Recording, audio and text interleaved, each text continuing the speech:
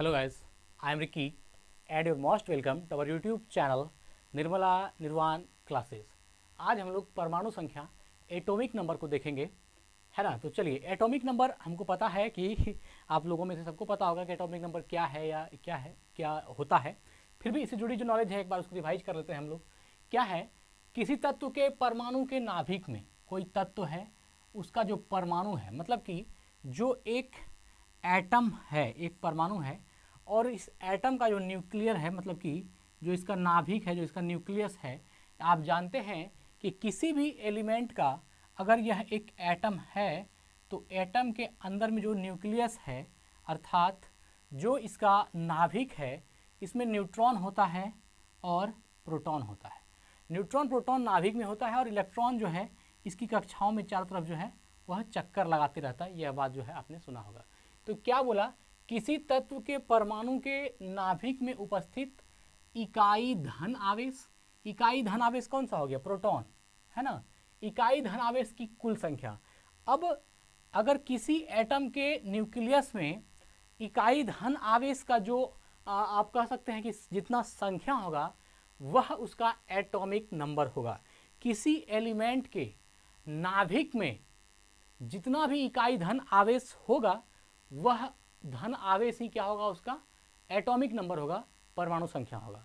अभी देखिए, तो पहले तो यही लिखा, किसी तत्व के परमाणु के नाभिक में उपस्थित जो इकाई धन आवेशों की कुल संख्या है, इकाई धन आवेशों की कुल संख्या है, या उस तत्व के नाभिक में उपस्थित प्रोटॉनों की कुल संख्या। तो देखिए, या धन आवेश कहिए या प्रोटॉन, नंबर ऑफ प्रोटॉन कहिए या धन आवेश कहिए, दोनों में कोई फर्क नहीं है, क्योंकि प्रोटॉन पे धन आवेश होता है, न्यूट्रॉन जो होता है वह न्यूट्रल होता है, और जो इलेक्ट्रॉन है उस पर नेगेटिव चार्ज होता है, वह चारों तरफ जो है चक्कर लगाती रहती है। तो यहाँ अगर धन आवेश कहा जा रहा है तो वहाँ क्या कहा जा रहा है? नंबर ऑफ प्रोटॉन ही कहा जा रहा है, प्रोटॉन की संख्या ही कही जा रही है। तो क्या बोला कि उस तत्व के नाभिक में उपस्थित प्रोटॉन की कुल संख्या को उस तत्व की परमाणु संख्या कहते हैं। मतलब कि किसी भी एटम का, किसी भी परमाणु के नाभिक में जितना भी धन आवेश मौजूद है या धन आवेश की जितनी संख्या मौजूद है वह क्या कहलाएगी? उस एटम, उस तत्व का परमाणु संख्या कहलाएगा। अगर मान लीजिए यह कोई कार्बन एटम है, या मान लीजिए कोई, हाँ कार्बन एटम ही है, हाइड्रोजन एटम या कुछ भी मान सकते हैं, बेरिलियम, लिथियम, जो मानना है। तो अगर यह कार्बन एटम है और इस कार्बन एटम के, है ना, न्यूक्लियर जो इसका नाभिक है, न्यूक्लियस में अगर इसके न्यूक्लियर में मान लीजिए नंबर ऑफ न्यूट्रॉन और नंबर ऑफ प्रोटॉन दोनों ही होगा, न्यूट्रॉन प्रोटॉन दोनों ही होगा, इसमें जितना भी नंबर ऑफ प्रोटॉन होगा वह क्या होगा? इस कार्बन एटम का एटॉमिक नंबर होगा, परमाणु संख्या होगा। तो सबसे पहले आपको ये पता करना है कि जिस भी एलिमेंट का एटॉमिक नंबर पूछा जा रहा है उसके नाभिक में नंबर ऑफ प्रोटॉन्स कितने हैं। नंबर ऑफ प्रोटॉन्स किसी भी एलिमेंट के नाभिक में जितना होगा वही उस एलिमेंट का एटॉमिक नंबर होगा। तो किसी तत्व के परमाणु के नाभिक में उपस्थित इकाई धन आवेशों की कुल संख्या या उस तत्व के नाभिक में उपस्थित प्रोटॉनों की कुल संख्या को उस तत्व की परमाणु संख्या कहते हैं। उसे ही क्या कहते हैं? उस तत्व की परमाणु संख्या कहते हैं। इसे जेड से सूचित किया जाता है। परमाणु संख्या को किससे डिनोट करते हैं? तो जेड से डिनोट किया जाता है परमाणु संख्या को, एटॉमिक नंबर को, है ना। एटॉमिक नंबर को जेड से डिनोट किया जाता है। किसी तत्व की परमाणु संख्या उस तत्व का मौलिक गुण होता है। मौलिक गुण मतलब क्या हुआ? बेसिक, जो आपका मौलिक है ना, जो उसका आप मौलिक का अर्थ हुआ कि जो बेसिक रूप से इसको आप कह सकते हैं। तो किसी तत्व की परमाणु संख्या उस तत्व का मौलिक गुण होता है। अतः परमाणु संख्या जेड बराबर नाभिक में इकाई धन आवेश की कुल संख्या, या नाभिक में आवेश या नाभिक में प्रोटॉन की कुल संख्या, ये दोनों बात सेम है, या कक्षाओं में इलेक्ट्रॉन की कुल संख्या। तो यह सब जो है मिला करके आपका क्या तय होता है? परमाणु संख्या, एटॉमिक नंबर, है ना। एटॉमिक नंबर क्या है? किसी तत्व की परमाणु संख्या उस तत्व का मौलिक गुण, फंडामेंटल प्रॉपर्टीज, है ना, मौलिक गुण होता है, बेसिक गुण होता है ना। तो अतः परमाणु संख्या जेड का मान जो है नाभिक में इकाई धन आवेश कुल संख्या के बराबर होगा, या फिर नाभिक में प्रोटॉन की कुल संख्या के बराबर होगा, कक्षाओं में इलेक्ट्रॉन की कुल संख्या के बराबर होगा।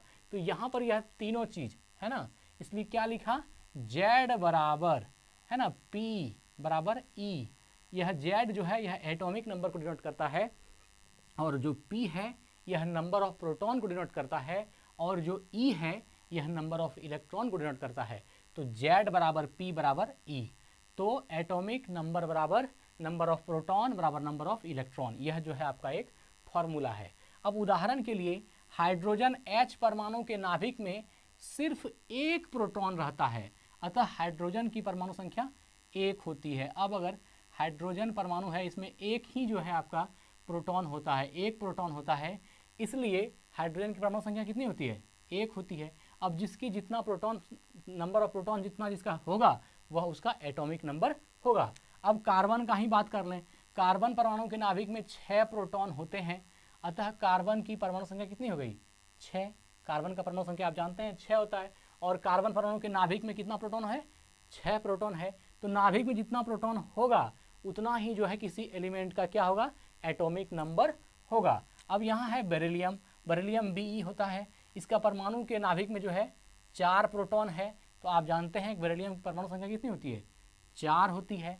अब देखिए सोडियम, जैसे मान लीजिए है ना, सोडियम 11-23 होता है, 11 परमाणु संख्या, 23 जो है इसका एटॉमिक भार होता है, वेट होता है।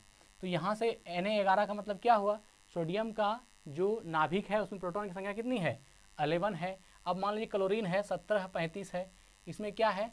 तो इसका जो है उस जो है, अब आप इस तरह से मतलब कि जिस भी चीज़ का एटॉमिक नंबर निकालना होगा तो वह आप निकाल सकते हैं, और एटॉमिक नंबर वही होगा जो उसके अंदर नंबर ऑफ प्रोटॉन होगा, जिस एलिमेंट का कहेगा। अगर मान लीजिए क्लोरीन का 17 है एटॉमिक नंबर और एटॉमिक भार 35 है, तो भार से तो मतलब नहीं है, एटॉमिक नंबर 17 है, इसका मतलब क्या है?